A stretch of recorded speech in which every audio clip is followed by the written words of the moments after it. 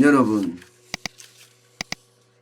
구직 촉진 수당 딱 들어보니까 또 돈 준다는 이야기죠. 맞는 이야기입니다.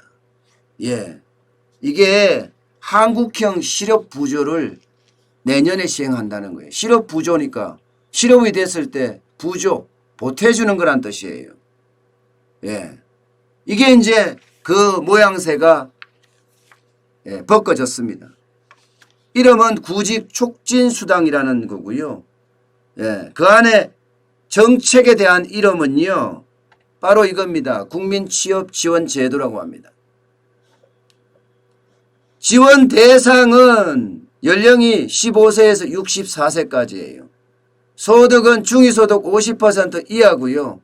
1인 가구에게는 91만 원, 예, 4인 가구에게는 243만 원까지 지원을 하겠다는 겁니다.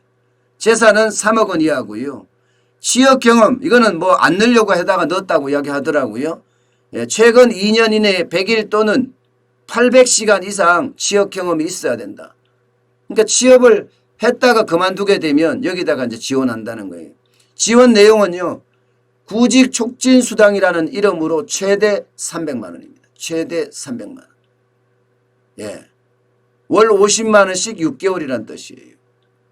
취업 지원은요, 개인별 취업활동 계획에 따라서 직업훈련을 한다든가 일경험 프로그램을 제공한다든가 뭐 이런 거죠.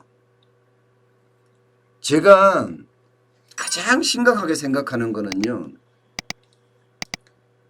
아니 실업자들 취약계층 돈 주는 거 어느 누가 싫다고 하고 마다하겠어요. 그런데 대한민국의 재정 능력이 그만큼 되느냐예요. 대한민국의 재정 능력이. 가게에서도 말입니다.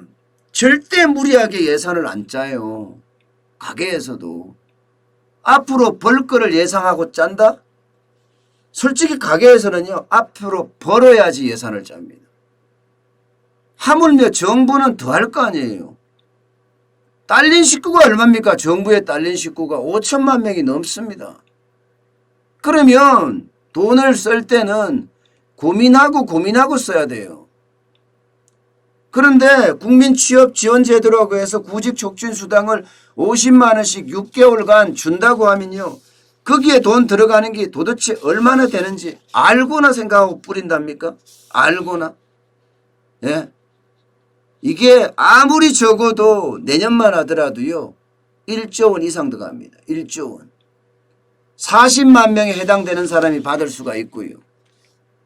예. 점점 이거는 또 늘어나거든요. 이제 그 조건을 더 낮추면요. 여러분 이렇게 되면요, 진짜 가진 거 없는데 점점 현금만 푼다. 지가 버는 것도 아닌데, 지도 벌었겠지만, 지도 일부 벌었겠지만 지들이 다 버는 거 아니잖아요. 그런데 이렇게 퍼주기 시작하면요, 한도 끝도 없습니다.